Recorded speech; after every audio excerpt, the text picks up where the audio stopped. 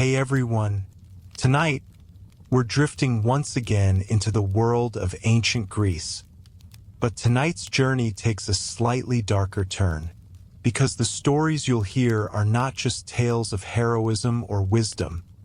They are ghost stories, quiet, ancient, unsettling stories of kings who couldn't quite let go of their thrones, and echoes that still seem to wander through the ruins they left behind. So, if you're someone who's easily frightened, it might be better to check out some of my other videos instead. This one might keep your eyes wide open instead of gently shut. And after all, the goal here is to fall asleep. But before we dive in, let me know if you're enjoying this kind of gentle history. Feel free to tap that like button and subscribe, only if you truly love the story. And in the comments, share where you're tuning in from and what time it is in your city. I always love seeing our little bedtime crew gathering from every corner of the world. Tomorrow, come back and tell me which part of the story you fell asleep during. I'd really love to know. Now lower your lights. Maybe let a soft fan hum in the background and settle in. Let's ease into tonight's quiet journey together. If you're ready, let's begin. Slowly, quietly, and maybe a little carefully. Chapter 1: Phantoms of the Polis, Ghostly Apparitions in Greek City-States. In the long shadow of marble columns and olive trees, among the winding alleys of cities that once stood as pillars of civilization, the people of ancient Greece lived not only with the living but, quietly and cautiously, with the dead. Their cities, Athens, Thebes, Corinth, and others scattered across the hills and coasts, were more than vibrant centers of culture and politics. They were places where the boundary between the world of the living and the domain of the dead thinned, ever so, slightly, in the dark hours of the night. To the Greeks, death was not merely a cessation. It was a passage, a transformation, but not always a peaceful one. Spirits or idola could linger. They might remain attached to places of former joy or pain, tethered by unfinished business, wrath, sorrow, or confusion. These were not always the terrifying phantoms that modern tales often suggest, but they were persistent, strange, and solemn reminders that death was never entirely final. Among the bustling city-states, it was Athens that held perhaps the most enduring fascination with the spirits of the dead. Known for its philosophers, dramatists, and orators, the city also bore witness to tales whispered under flickering lamplight, stories of figures seen on empty roads, shadows cast without a source, and voices calling from seemingly nowhere. In a city so deeply entwined with the idea of democracy, justice, and order, the persistence of these tales revealed an underlying tension, a quiet acknowledgement that there were forces no decree or vote could fully control. In the harbor of Piraeus, a place of commerce, clamor, and constant motion, there emerged a story that clung to the salt air for generations. It concerned Cimon, the son of Miltiades, a general remembered for his victories and his charisma, but also for political intrigues and eventual disgrace. After his death in exile, rumors began to swell around the port that he never truly left. Fishermen who set out before dawn, before the sun dared climb over the Saronic Gulf, spoke of a tall figure in armor pacing along the docks. His armor made no sound against the stone. His face was always turned away. The dogs did not bark at him. He would appear when the mists rolled low, vanishing when the first orange light struck the sails. No one ever heard him speak, but a few, too few to dismiss outright, claimed that their nets came back empty the mornings after they saw him, and storms followed in the days ahead. The elders said it was a warning, perhaps a grudge from a life left unsettled, or a commander whose death had not brought him peace. Offerings were quietly placed at the base of one of the port's oldest statues. Wreath of dried laurel, a bowl of oil, sometimes a drachma pressed into the cracks of the stone, and on some nights the figure did not appear. In time, fewer sailors went to sea without some small gesture of respect paid to the unknown. The presence of ghosts was not limited to seaports. Inland, in the heavy air of Boeotia, the city of Thebes held its own share of strange stories, ones that crept through the years like ivy on old stones. Among them was the tale of Pelopidas, a general whose name once commanded the loyalty of soldiers and the respect of enemies. He fell in battle valorously, according to records, but his departure from the world of the living did not mark an end to his legend. Some say his shade returned on. The night winds that coursed through the gates of Thebes. Veterans who had once fought by his side claimed to see him during sleepless nights, leaning against their doorposts, silent and still, as if waiting for a call to arms that would never come. They said he looked as he had in life, proud, solemn, draped in his military cloak, but his eyes bore a weariness too deep for the living. His appearances were not always fearful. Some said they felt a calm when he came, as though he stood watch, during hours when the city was most vulnerable. Still, his presence was never entirely comforting, for the dead had no business among the living. In later years, poets mused that perhaps he wandered not for revenge, but out of duty, forever bound to a city he had bled for. Further south, in the gleaming city of Corinth, where trade, wealth, and decadence flowed as freely as the spring of Pyrenees, another kind of ghost story took root. Corinth, with its temples to Aphrodite and Apollo, was a city both pious and permissive, a place of contrast and contradiction. Within the sanctuary of Apollo, a sacred space known for its fluted columns and brilliant light, rumors began to circulate among the temple guards and caretakers. These men, charged with protecting the sanctum and preserving its rituals, began to speak in low tones about figures seen among the colonnades after dusk. The stories were never dramatic, never filled with screaming or wild chases. Instead, the accounts shared a quiet eeriness. A shadow would glide behind a pillar and never emerge. Footsteps would echo on polished floors long after the last priest had left. One guard claimed to see a woman in white, her face hidden, weeping silently at the altar. When he stepped closer, she vanished into the darkness with no trace. Another claimed to hear the soft strains of a lyre, plucked with trembling fingers, echoing through the sanctuary well past midnight. There were no lyres left in the temple. In response, the priests performed rituals of cleansing and purification. They burned incense and sang old hymns, songs whose meanings had long been forgotten but whose melodies still carried weight. For a time, the strange occurrences faded. Then, quietly, they returned. Visitors from other cities began to ask about them, sometimes hesitantly, as though afraid of looking foolish. The temple remained open, the ceremonies continued, but beneath it all lingered a sense that something, or someone, remained. Whether it was a spirit wronged, a deity displeased, or simply the residue of too much human emotion soaked into the marble, no one could say with certainty. The city simply learned to live with it, much as it lived with its memories and its ruins. Throughout these city-states, the concept of the dead returning or never truly leaving was more than superstition. It was woven into the culture, the literature, the philosophy, and even the law. Funeral rites in ancient Greece were elaborate affairs not merely out of reverence, but out of necessity. The dead, it was believed, required proper passage into the afterlife.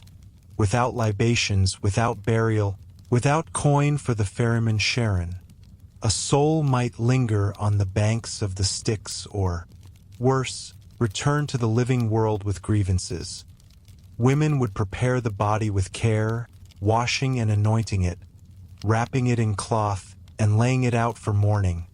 Songs were sung, some soft and sorrowful, others sharp and keening. A procession followed, through the streets and out to the tombs that lay beyond the city gates. At the burial site, more offerings were made: honey, wine, olive oil, even small toys or weapons depending on the age of the departed. All this was done not only to honor the person but to ensure that they would not return with unfinished longing. Despite these careful rites, stories of hauntings persisted, suggesting that even the most meticulous farewells could not guarantee eternal peace. Perhaps it was because the land itself remembered. The stones of the Polis, worn by generations of feet, absorbed memories too deeply to be erased. Perhaps it was the communal nature of Greek life, where private sorrow was shared publicly and thus remembered more vividly. Or perhaps, as the philosophers sometimes mused, the soul was more complex than the rituals allowed, and not every soul departed cleanly. Athens, again, provides an example of this lingering presence. Among the narrow lanes of the Plaka district, long before it was a modern tourist hub, stories floated of a certain house, now lost to time, where the figure of a young woman was said to appear at windows just before dawn. She never spoke, never moved, but her eyes, those who saw them claimed, were wide with something between terror and longing. The house changed owners many times, each new resident unaware of the story until they experienced it themselves. Historians trace the home's origins to a family destroyed during the Peloponnesian War. One daughter, unwed, died alone after plague took her parents. The dates, they said, matched the earliest sightings. But time blurred details, as it always does, and soon only the image remained. A girl behind glass, watching a city that had forgotten her. In Thebes, there was a fountain, still there, some say, where children were once warned not to play too close after sunset. It was not the water that was dangerous, but what dwelled nearby. The locals believed a soldier, once stationed there, had drowned during a siege. His comrades never found his body, only his helmet, cracked and half sunk. Since then, the sound of heavy boots could be heard circling the fountain when no one else was near. A few brave souls waited to see who came. No one ever appeared, but more than one watcher found the water disturbed, rippling as though something had risen briefly before slipping beneath once more. The water was tested, blessed, and even drained and refilled. Still, the boots returned. All of this, the harbor ghosts, the silent sentinels, the temple weepers and the sobbing apparitions, fed into a larger narrative that ancient Greeks never fully voiced aloud. Death, to them, was not a closed door, but a porous veil, and the city-states that hummed with life also thrummed with the echoes of those who had walked there before. Ghost stories served not only to frighten but to remind. They were not simply cautionary tales or cheap thrills. They were part of the civic fabric, quiet murmur beneath the democratic discourse and the festival celebrations. They were reflections of grief, memory, guilt, and hope. Hope, perhaps, that even after death, something of us might remain, not as horror, but as presence. In closing, one might consider how gently the Greeks held onto the idea of spirits. They did not seek to destroy them, nor always banish them. They honored them, whispered about them, placed a coin in a crumbling wall or left a flower on a step, not because they feared the dead, but because they remembered them. The phantoms of the Polis were not invaders.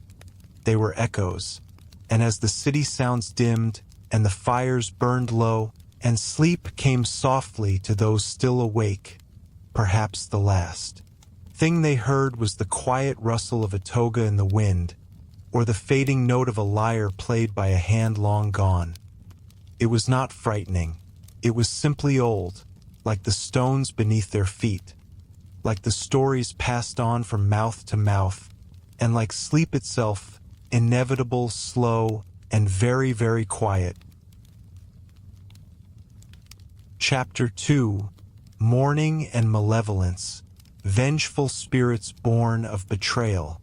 In the stillness that followed the feasts and festivals of ancient Greece, in the hush that settled after the laughter faded and the torches were extinguished, there stirred darker currents beneath the bright surface of life. For a people so steeped in honor, in the sacred obligations of guest friendship, family, oaths, and the sanctity of the gods, there existed a deep and abiding fear, not only of death, but of death marked by betrayal. This kind of death, tainted by broken trust or unfulfilled promises, did not yield a peaceful spirit. It was said that those who died with rage in their hearts, who suffered the sting of betrayal without justice, might remain. These spirits did not simply wander, they lingered with purpose. They waited, they watched, and sometimes they acted. In the long memory of Greek oral tradition and the soft scratch of ink on papyrus, there are tales of vengeful ghosts, shadows of those who once loved, once believed, and were undone by the cruelty of others. The ancient Greeks believed that wrongs could stain the soul, that oaths once broken echoed beyond the grave. Swearing an oath was not a casual matter. To swear falsely was to invite divine punishment in life, but some believed the consequences extended further. A soul betrayed might cling to the living world, unready to cross the silent rivers of the underworld. They might become restless, not from confusion, but from an unquenched thirst for retribution. Their rage could not be soothed by time, for time meant nothing to the dead. They would follow the scent of treachery, no matter how many seasons passed, no matter how many cities rose or crumbled. One such story drifted out from Miletus, a prosperous city on the western coast of Asia Minor, where the sea carried goods and rumors alike. There, among the marble colonnades and lively markets, sailors spoke of a ship once bound for Egypt, long vanished, remembered only in fragments and dread. It was said that on this ship sailed a man named Phrixus, a merchant of modest means but generous reputation. He had secured a small fortune trading silver and spices, but among his crew were men who coveted his wealth and saw in him a trusting fool. One night, under a pale moon and calm stars, they turned on him. They threw him overboard while they slept in his cabin, securing their betrayal with silence. The sea, as it often does, kept the truth hidden, but not forever. The ship returned, its hull heavier with stolen silver, but its luck strangely altered. The sails tore in winds that had no voice. Rats flooded the lower decks, far beyond what any port could explain. The crew began to fall ill, one by one, seized by fevered dreams of drowning. They spoke of a figure clinging to the mast, soaked and silent, face pale and bloated with sea water. The captain died raving, begging forgiveness from a ghost no one else could see. When the ship finally limped into harbor, only 2 of the original crew remained.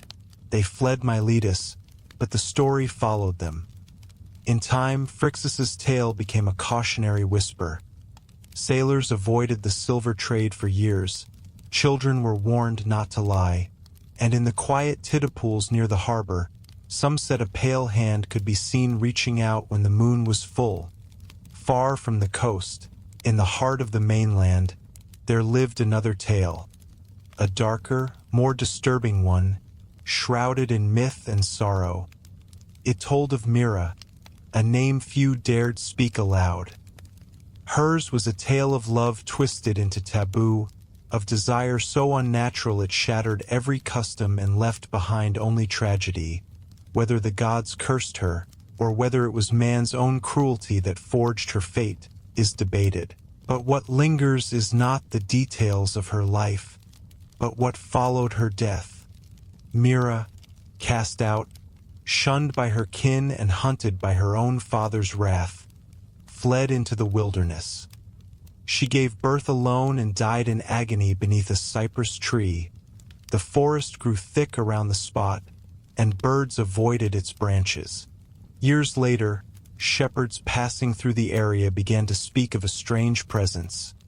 The air turned cold near the tree, even in high summer. One shepherd's dog refused to step closer, whining and trembling. At dusk, when the wind moved through the tall grass, there was a sound, like weeping or the rustling of silk through brittle leaves. A child once wandered off and returned pale and silent, clutching a sprig of cypress and unable to speak for 3 days. The villagers brought offerings: honey, milk, a lock of hair. Placing them quietly at the tree's base, some claimed the wailing stopped after such gestures. Others said it only grew softer, more mournful. It was not vengeance Mira sought, they believed, but recognition. A soul cast out, yearning not for punishment, but to be remembered not for her end, but for the suffering that led her there. The temple complexes of Ephesus, devoted to Artemis, were places of precision and ritual. Every motion, every word spoken by the priests and priestesses, followed a sacred order. It was in such a place that the story of another betrayed spirit took root. The high priestess, whose name has long since been lost to time, was accused of treachery.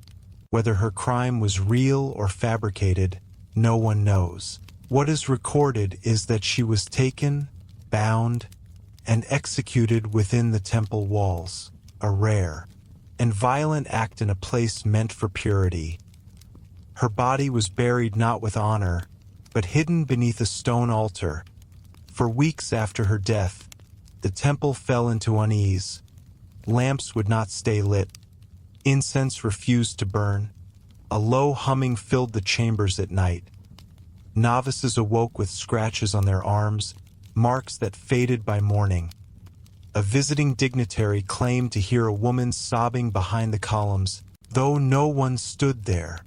In response, the temple elders held a ritual of re-cleansing, invoking Artemis with offerings of deer's blood and sacred laurel. The priestess's name was finally spoken aloud, and a proper tomb built in a grove beyond the city.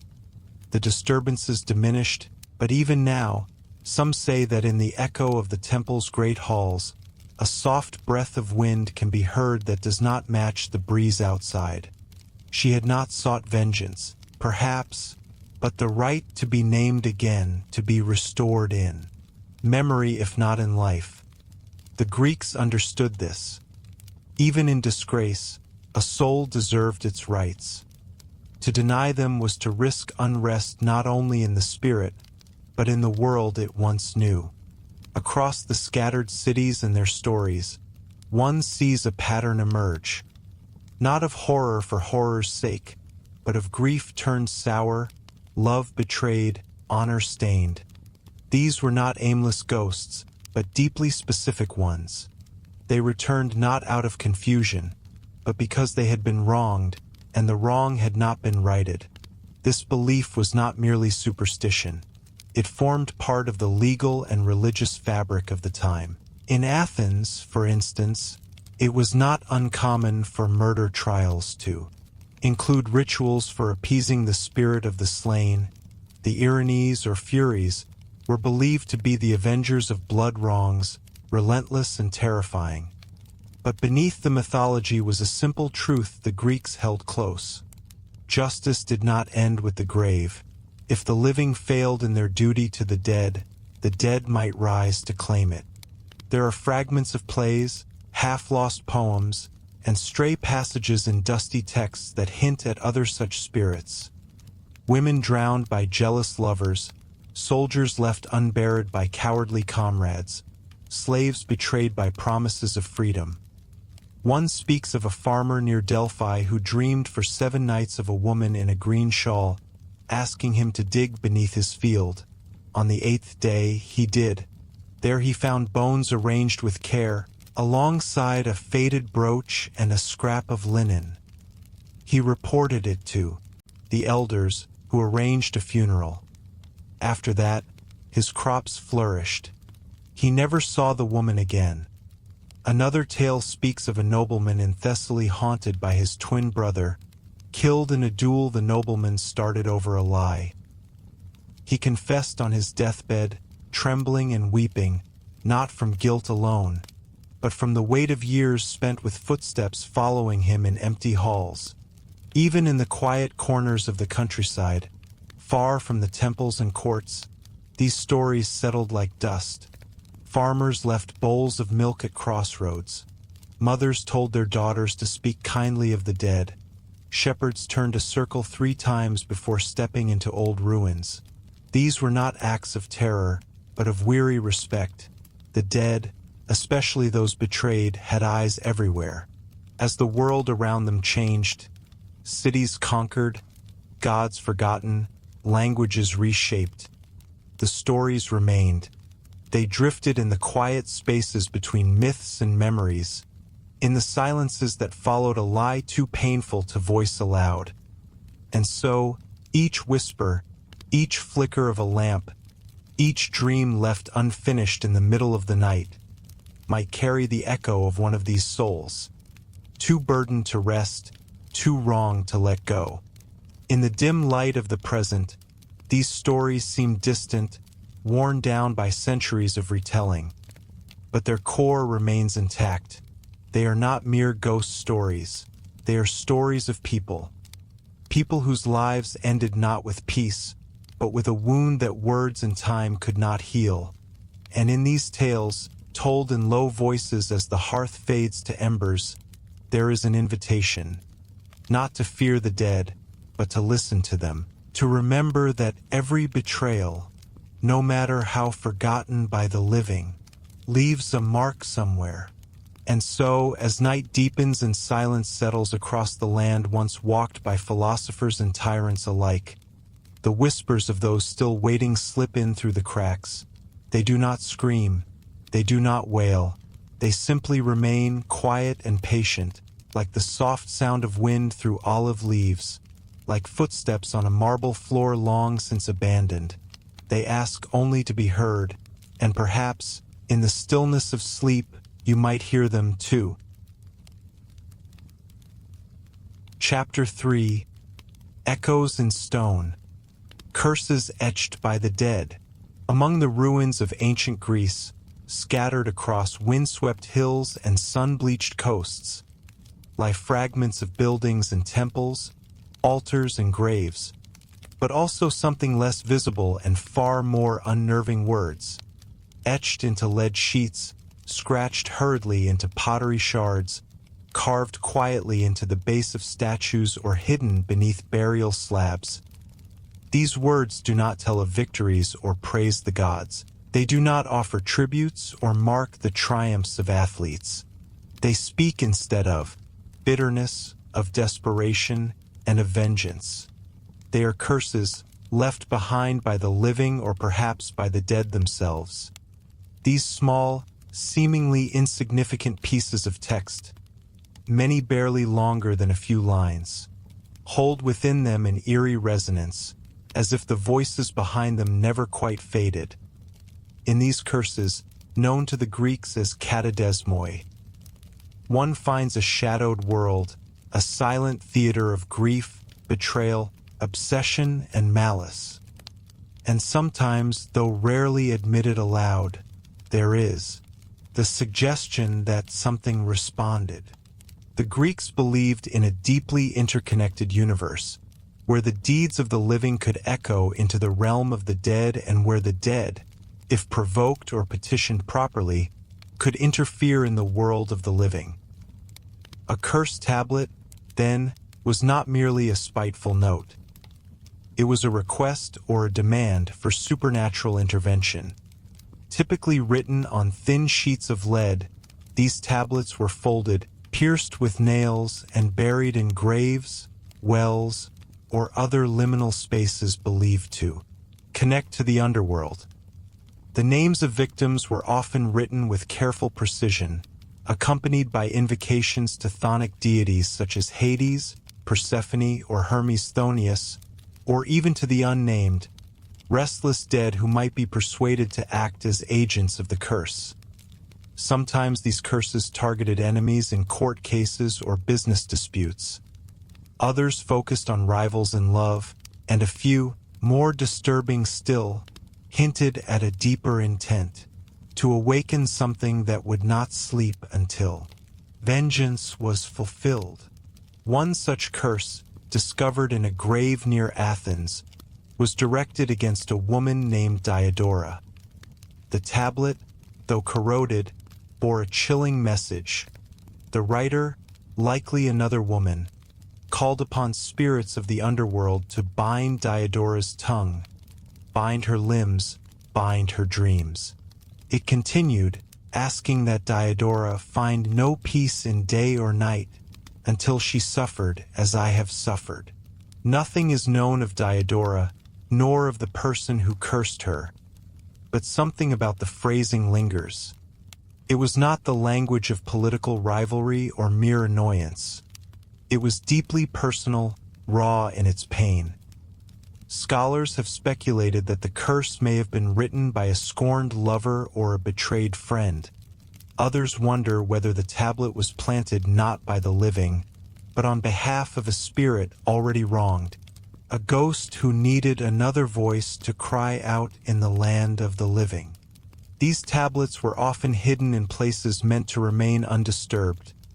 Wells were common sights, their dark, echoing chambers believed to be passageways to Hades. One well near Corinth yielded over a dozen tablets, all tightly rolled and weighted with stones. Most were curses against unnamed foes, written in the same cramped, careful script, but one stood apart. Its author claimed that a dead man, Ariston, had visited her in a dream and begged her to curse the man who had betrayed him. She wrote, "By night he came, by blood he spoke, and by my hand he binds you now, O Thyrses, who took from him honor and breath." Whether the woman truly believed in her dream or used it as justification for her curse is uncertain. But what is clear is the sense that the dead were not silent. In her tablet, Ariston had not simply haunted her dreams. He had directed her action. She had become a vessel, an instrument of his unfinished wrath. This belief, that the dead could speak through the living or act through the dead, permeated many layers of Greek culture. The most famous expressions of it appear in tragedy. In plays like the Orestia, the idea of inherited guilt, of blood crying out for blood, forms the backbone of the narrative. But beyond the stage, in the quiet corners of cemeteries and shrines, ordinary people embrace the same logic. If someone died unjustly, murdered without vengeance, shamed without reparation, their spirit might linger, not in aimless torment, but with purpose.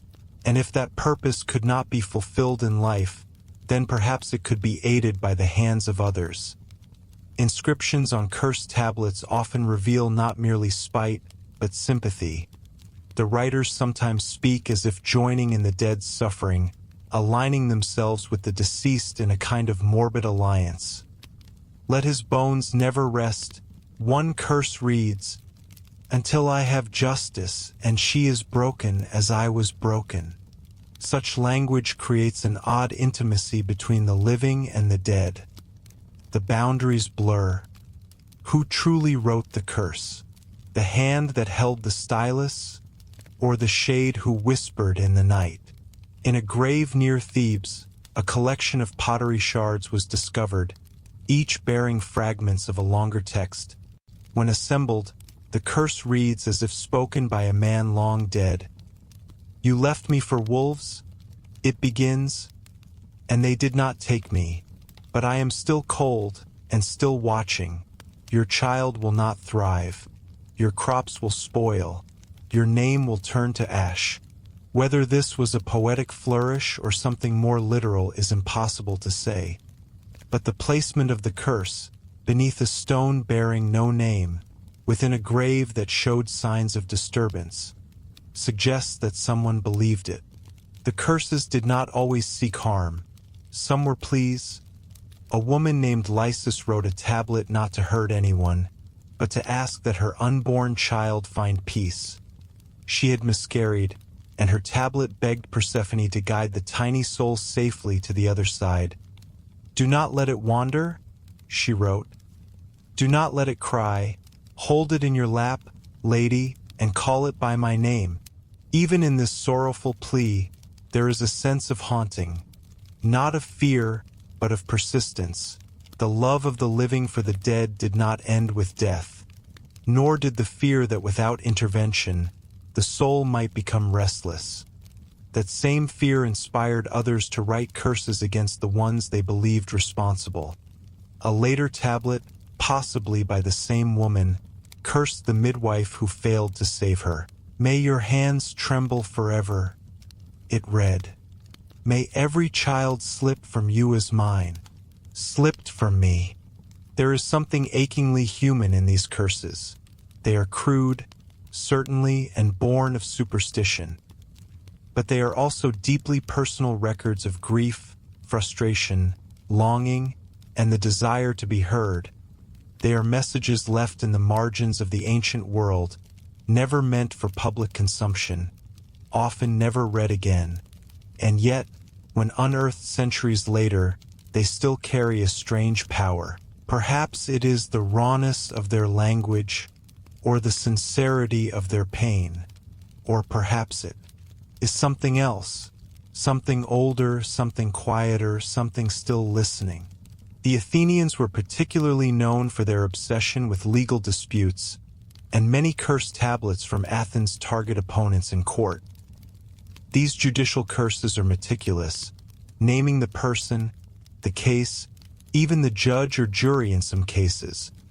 They often ask that the victim be confused, that their tongue twist, that their mind darken. But even in this context, there are hints of deeper unrest.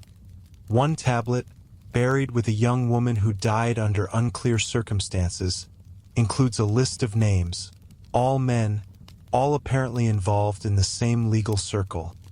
The final line reads, "I go before them now, but they will follow." It is unclear who wrote this or why it was placed in her grave. Was it her family seeking revenge? Or was it her speaking through someone else? The ambiguity leaves a chill. For the Greeks, justice and vengeance were not cleanly separated. The dead, especially the wrong dead, were rarely content to wait passively for judgment.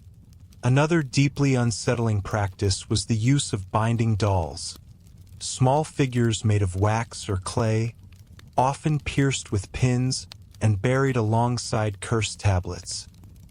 These dolls were not mere effigies, but magical proxies. They represented the target of the curse and were meant to be held, frozen, trapped by the powers invoked. One such doll was found in a grave near Pella, the ancient capital of Macedon. It had its arms bound behind its back, its legs tied, and its eyes gouged with tiny slivers of metal. The tablet that accompanied it was written in a dialect no longer fully understood, but the name Agath appeared repeatedly. Whether Agath was the doll's creator, its victim, or both remains unknown. The violence enacted on the doll feels ritualistic, but also disturbingly personal. Someone wanted Agath, whoever she was, to be immobilized forever. What makes these objects so haunting is not just their intent, but their secrecy. They were never meant to be seen. They were hidden, sometimes wrapped in hair or bloodied cloth, placed beneath the thresholds of houses, buried in tombs or sunk in wells. Their anonymity was part of their power. No one would claim them, but everyone feared them. Even centuries later, Those who unearthed them often reported a strange feeling, unease, heaviness, a sense that something had been disturbed that ought not to be. Whether one believes in the supernatural or not, the emotional charge of these tablets is undeniable. They were artifacts of unresolved pain, made solid in the hopes that anyone would answer. And perhaps someone did. The Greeks believed in daimons, spirits not entirely divine nor entirely mortal, capable of influencing the world in subtle and often ambiguous ways. These spirits could be summoned, directed, or merely attracted by strong emotion. The dead, especially those who had died badly, might become such entities. The line between ghost and demon was thin, and the consequences of invoking one were unpredictable. Some cursed and waited in fear, others cursed and never looked back, convinced their words had found a home in the shadows beyond. Even in modern times, when archaeologists handle these tablets, there is often a moment of pause. Some refuse to translate them aloud. Others avoid touching them directly. It is not fear of ghosts in the traditional sense, but something deeper, a recognition that these objects were never meant for sunlight. They were born of darkness, written in despair or fury, sealed with hope or hate. And now, centuries later, they still carry that weight. In the quiet halls of museums, behind glass cases and scholarly descriptions, these fragments sit. Visitors glance at them, rarely reading the translations. The letters seem strange, the material dull, but if one were to listen, truly listen, they might hear something behind the glass. Not a voice exactly, but a pressure, a hush. A reminder that the dead once had things to say, and they found a way to say them. Somewhere beneath the stones of Greece, others remain undiscovered. Others wait, folded in silence, bound by intention, speaking not to gods, but to the spaces between breath and sleep. And perhaps, if you ever walk too near an old well or linger too long near a grave with no name, you might hear the echo of a voice not quite forgotten, whispering not a story, but a curse. Chapter 4. The Whispering Shore, Shipwrecks, and Spirits in the Aegean. The sea that cradled ancient Greece, the glittering, restless Aegean, was never silent. It sighed beneath the hulls of triremes and merchant ships, foamed at the bows of war vessels, lapped gently against fishing boats, and occasionally roared with fury when storms shattered the horizon. To modern eyes, the Aegean is a postcard image, serene and blue, dotted with islands that rise like stepping stones toward the east. But to the ancients who lived along its coasts and crossed its waters, the sea was something more than a mere expanse. It was alive, it was powerful, and it remembered. Sailors in ancient Greece knew that the Aegean could shift moods without warning. One moment it might seem calm, its surface broken only by the shadows of gulls or the outlines of distant sails. The next, a wind could rise from nowhere, the sky darken, and the waves begin to claw at the sides of boats, dragging them down into depths that no human hand could reach. Hundreds of shipwrecks have been found on the sea floor, preserved by the stillness of the deep. Some hold amphorae, others bronze tools or statues or coins, but some, more chillingly, still bear the remains of their crews. Bones nestled between the slats of ancient wood, skulls resting against the curve of shattered hulls, fingers frozen in their final grip.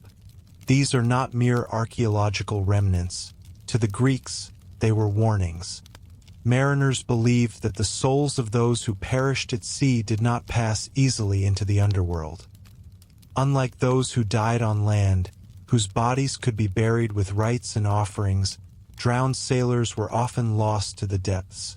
Their corpses might never wash ashore, their families might never know their fate, and without proper burial, their spirits were said to wander, caught between the worlds of the living and the dead.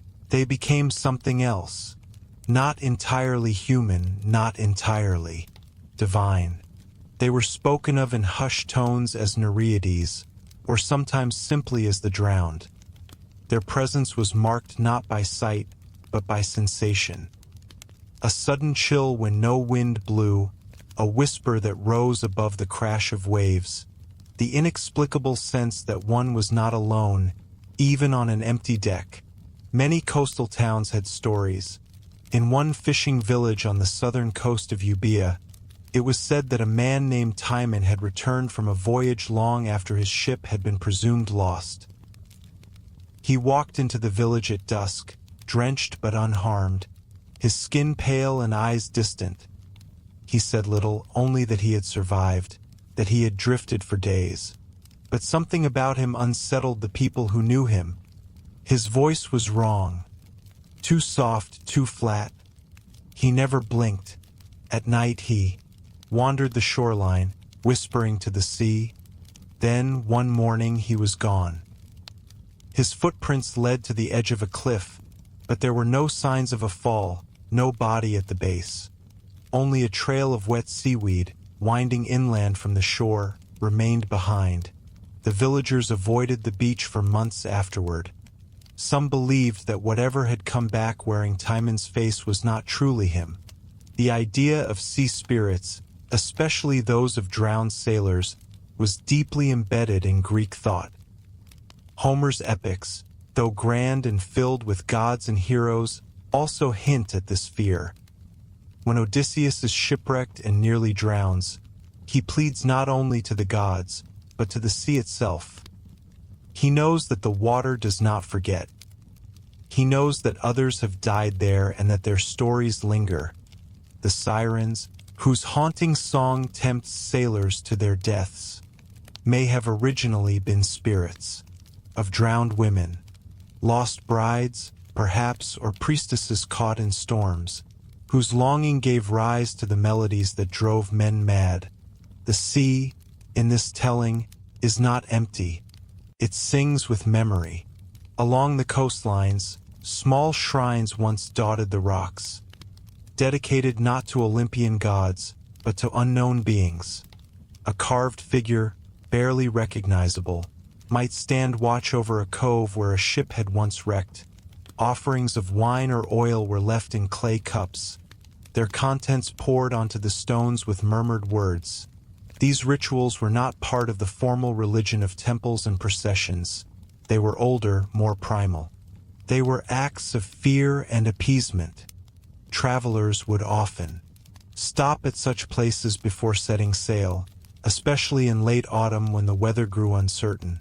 They asked not for success, but for survival, and should they not return, the hope was that someone would remember to speak their name beside the shrine, so they would not be lost entirely to the sea's hunger. One tale, passed down in fragmented poems and sailors' gossip, tells of a vessel that left the port of Naxos bound for Thessaly, bearing cargo of fine cloth and spices. It never arrived. Months later, a different crew passed the same route and claimed to see a ship. Weathered, its sails torn, its deck empty, drifting silently in their path. As they neared, they hailed it, but there was no answer. The figure of a man stood at the helm, unmoving. When they circled closer, the figure vanished. Aboard, they found no one. But in the captain's quarters, scratched into the wood, were words in a jagged, unfamiliar hand. "We have not drowned. We are beneath." The ship was towed back to port but sank mysteriously in the harbor, pulling 2 dockhands down with it. The wreck has never been recovered. Divers who search for it report strange currents, equipment malfunctions, and once, a diver who surfaced speaking in a language no one understood before collapsing, unconscious. He later claimed to remember nothing of the dive at all. The Greeks believed that water could carry messages. In some villages, when a loved one was lost at sea, a jar containing a written message was set afloat, addressed to the dead. It was believed that if the jar sank, the message had been received. Some households kept bowls of seawater near doorways for weeks after a shipwreck, hoping the spirit might return to say farewell. And yet, some spirits did not wait for invitations. There were stories of sailors who awoke to find salt water pooled at their doorsteps, or who heard the distant tolling of ship bells long after they had left the sea. One merchant in Rhodes reportedly closed his entire household for a month after the death of his son at sea, claiming the boy's voice could be heard nightly, whispering in the attic. The neighbors dismissed it as grief, but the attic remained locked for generations, and the house was eventually abandoned. Dreams, too, were pathways. Fishermen spoke of vivid, watery dreams in which voices called out, indistinct but pleading. They would wake soaked in sweat, and sometimes salt. Wives of missing sailors often described a recurring vision. Their husbands, standing on the water, just beyond reach, mouths moving but making no sound. These dreams were sometimes comforting, sometimes terrifying. In one account, a widow in Lesbos claimed that her husband visited her in dreams for 3 nights, growing colder each time until finally he told her not to light the lamp by the shore anymore. "I have found another light," he said, "and it burns below." She never dreamed of him again. The Greeks were not alone in fearing the sea's ghosts, but their world made those fears tangible. The sea was not only a place of death, it was a place where the boundaries between life and death were thinner, less fixed. Certain coastal caves, like those near Cape Matapan, were believed to be entrances to the underworld itself. These were not metaphors. Pilgrims visited them, lit torches, and performed rites. They believed that through these caves, souls passed into Hades, and they believed that through these same spaces, the dead might sometimes emerge. Offerings found in these caves include coins, bones, and small lead tablets, some bearing names, some inscribed with words that scholars still struggle to translate. What did they ask for in those dark places? What did they fear might answer? Even the gods associated with the sea, Poseidon, Proteus, Triton, were not benevolent. They were wild, moody, often cruel. Poseidon, especially, was seen as unpredictable. His favor earned only through sacrifice. Sailors would sometimes cast animals into the waves before departing, a grim offering to soothe the waters. But even this was no guarantee. A ship might leave under clear skies and be swallowed by a squall before reaching the next island. And when that happened, the silence that followed, the absence of sails, the stillness of empty harbors, was felt as a kind of presence in itself. The missing left echoes. In later centuries, as Christianity spread, the old sea rituals faded, but never completely vanished. On some islands, crosses were carved into cliff faces where once there had been shrines to sea spirits. Fishermen still left bits of bread or wine at certain rocks, just in case. And among the oldest families, there were always a few stories kept hidden, whispered only at night, when the wind howled and the waves crashed harder than they should. Stories of ships that called to port long after they had sunk, of voices heard below the hull, of names written in seaweed on the sand. Even today, divers exploring ancient wrecks sometimes report unease. The deep is silent, yes, but it is not empty. When the beam of a light falls on a row of amphorae lying still after 2,000 years, or on a bone half buried in silt, or on a face carved into a figurehead that still stares upward with wide, unseeing eyes, there is a sense of interruption, as though one is trespassing, as though something has noticed. Perhaps the sea keeps its dead. Perhaps the drowned never truly leave. Perhaps the Aegean, beautiful and blue, is more than a sea. It is a memory, a graveyard, a whisper, and the Greeks who lived and died beside it knew this better than anyone. They knew that the waves could carry more than ships. They could carry voices, and sometimes they did. Chapter 5. Echoes in Marble. The haunting of abandoned temples. In the quiet hours of dusk, when the light softens and the shadows stretch longer across the hills of Greece, the ruins of ancient temples stand like the bones of forgotten gods. These crumbling colonnades, once vibrant with worship, processions, and sacrifice, now echo with the silence of centuries. Yet the Greeks of old would not have considered these sites empty. Though the altars are cold and the statues weather-worn, they are not, in the truest sense, abandoned. Something remains.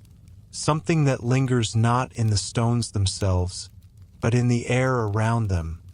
A presence. A weight. A whisper caught between the marble columns.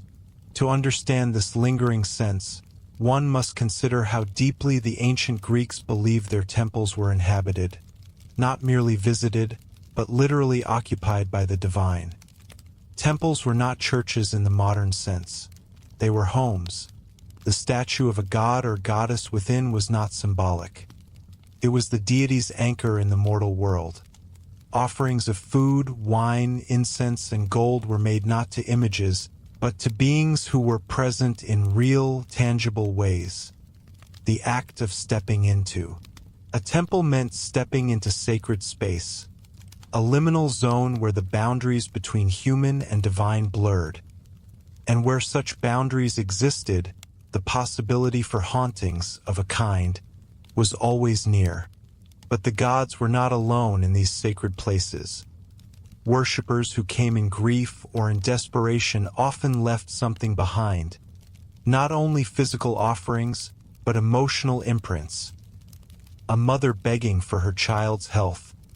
A soldier pleading for victory. A priestess praying for guidance. These moments of intense human feeling, repeated over decades and centuries, left invisible traces. The ancients did not need modern notions of residual energy to feel it. They knew, instinctively, that temples could remember, and when a temple was left to decay, that memory did not fade. It thickened. There are countless temples scattered across the Greek world, some preserved, others collapsed, and many half-buried in fields where sheep graze and cicadas sing. Some are famous, like the Parthenon atop the Acropolis or the Temple of Apollo at Delphi. Others are nameless to all but local villagers. In the hills outside Corinth, a set of crumbling columns known only as the Silent Ones has long been avoided after dark. Shepherds report hearing footsteps there, though no one is seen. 1. Tale, passed down from the Ottoman period, speaks of a traveler who took shelter among the ruins one stormy night. He awoke to find a figure seated beside him, cloaked and unmoving, staring into the dark. When he lit a lantern, the figure vanished, and he discovered deep indentations in the earth, as though something heavy had once knelt there for a very long time. Some of these tales are no doubt shaped by centuries of fear, imagination, and storytelling. Yet they persist, even among those who profess not to believe in ghosts. In Epirus, there are stories of temples that emit a humming sound during certain phases of the moon, like a great voice muttering from beneath the earth. In Boeotia, villagers speak of a ruined temple where flowers will not grow, no matter the season. The soil there is dry and oddly warm to the touch. Some say the goddess once worshipped there was displeased at being forgotten, and her anger still scorches the ground. One particularly enduring story centers on the Temple of Demeter at Eleusis. Though mostly a ruin now, it was once among the most sacred sites in the Greek world, home to the Eleusinian mysteries, secret rites known only to initiates, promising a kind of blessed afterlife. No one outside the inner circle ever knew the full truth of what occurred during the ceremonies, and those who broke the vow of silence faced severe punishment. But what is known is that part of the ritual involved descending into a dark passage beneath the temple, symbolic of entering the underworld and returning. The ancients believed that Demeter herself walked the temple grounds during these rites, searching for her daughter Persephone, stolen by Hades. That myth of descent and return, of loss and reunion, formed the heart of Eleusis. Long after the rituals ceased and Christianity spread across Greece, people continued to report strange phenomena at the site. Travelers who camped near the ruins claimed to hear weeping at night, soft and rhythmic, coming from beneath the earth. Others reported the scent of burned grain drifting on the wind, though no fields were nearby. Even the animals seemed to sense something unusual. Dogs refused to approach the foundations. Birds circled wide above, never landing. A 19th century archaeologist who excavated the site recorded that his workers often complained of feeling watched or suddenly ill when digging in certain spots.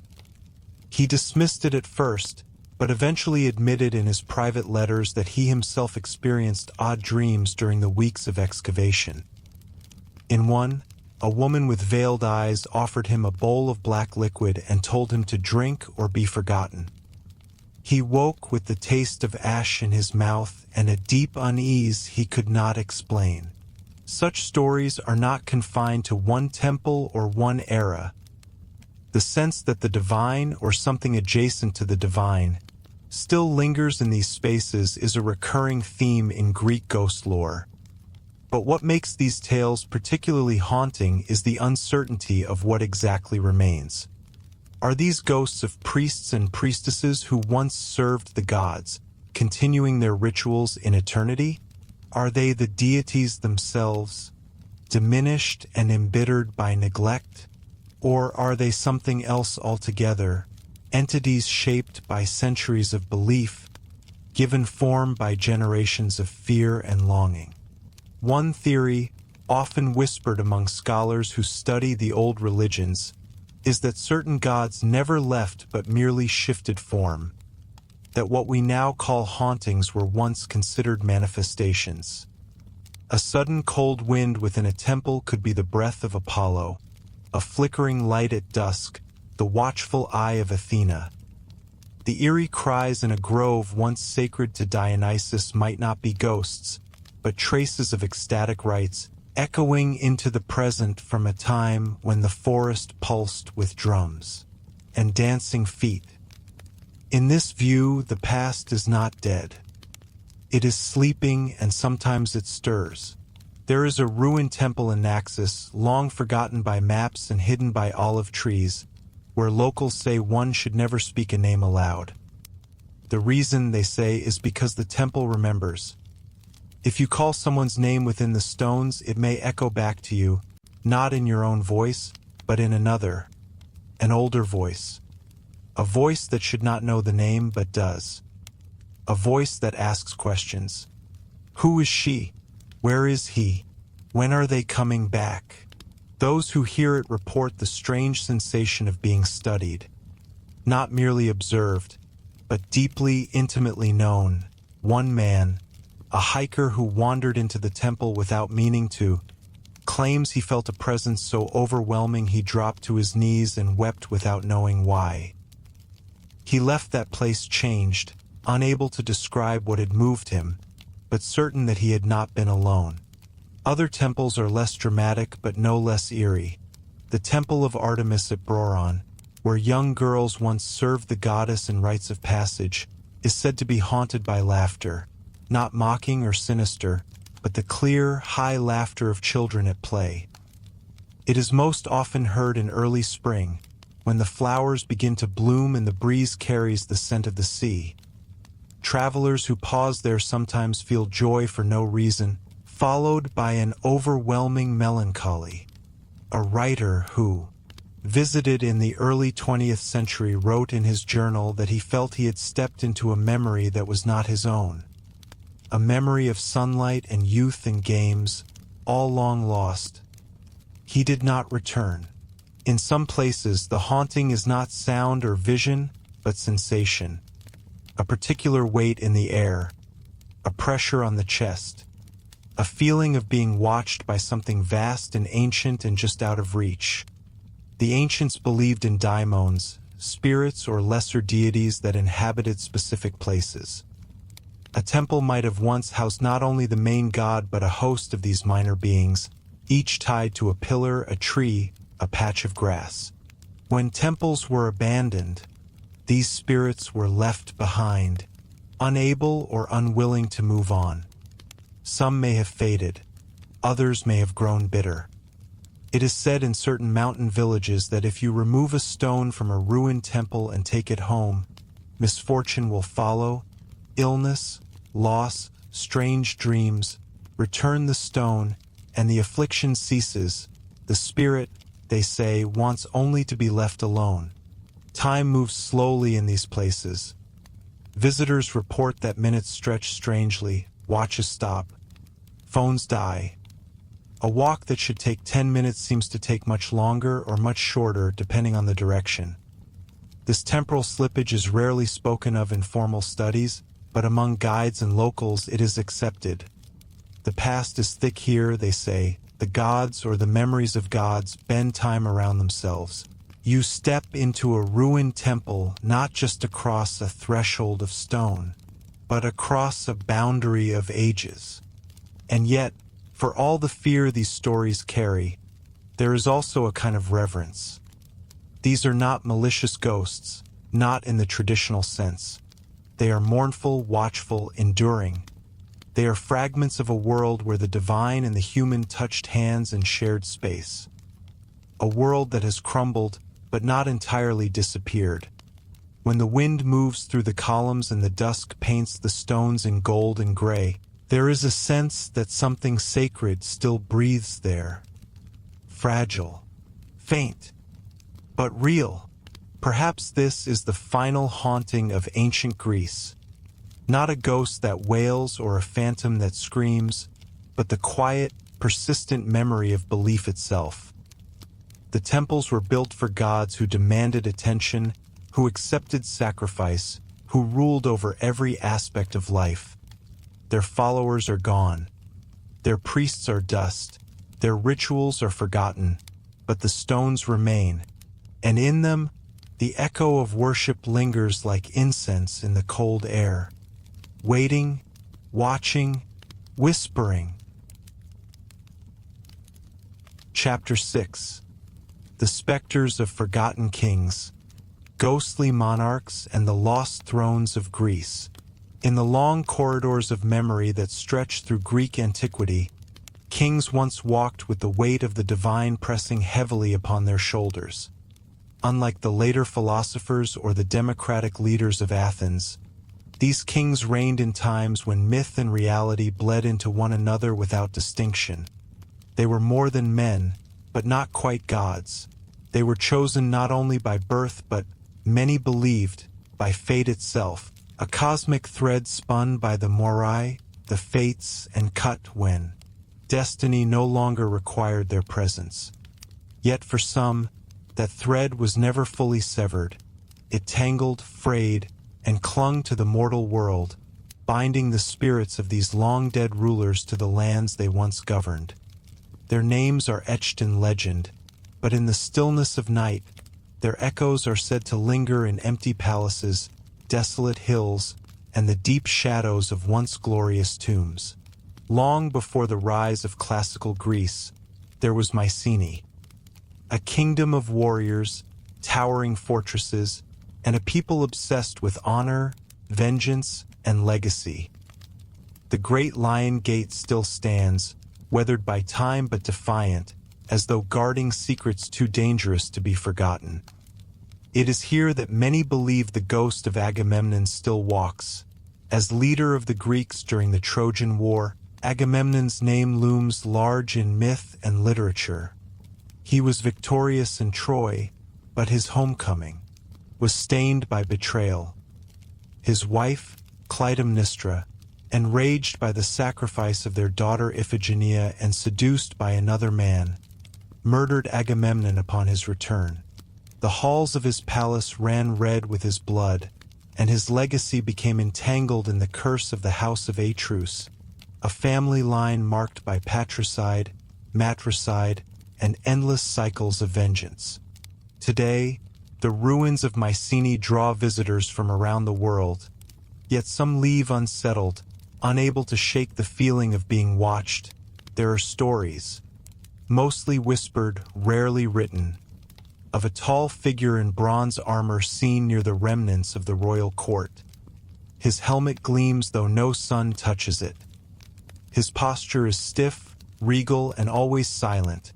A few have claimed to hear the clinking of metal, the rustling of a cloak, or even a single, mournful cry echoing in the stone halls. Archaeologists who have worked on the site sometimes speak of dreams so vivid they wake in a panic, drenched in sweat, with images of fire, betrayal, and blood seared into their minds. Some believe that Agamemnon's spirit cannot rest, not only because of his violent end, but because his name has become more legend than man. He is remembered not for who he was, but for what he symbolizes: sacrifice, pride, and the terrible cost of glory. Further south lies the kingdom of Sparta, a land known for discipline, martial excellence, and the iron will of its rulers. Here, too, tales persist of ghostly kings, though they are more elusive, more ephemeral. The Spartans revered their dead, especially those who died in battle or ruled with wisdom and valor. Leonidas, the king who led 300 Spartans against the Persians at Thermopylae, is perhaps the most storied among them. His death was noble, his legacy eternal. Yet there are accounts, strange and few, of a cloaked figure appearing near the ruins of Thermopylae at night. He does not speak. He does not approach. But his presence is felt, cold and heavy, like the weight of a shield forgotten in the dust. Some say it is not Leonidas himself, but the embodiment of every Spartan ideal: courage, duty, and sacrifice. Given spectral form by the countless retellings of his stand. In this view, the ghost is not a person, but a memory made flesh, haunting the place where ideals were. Tested and blood sanctified the ground.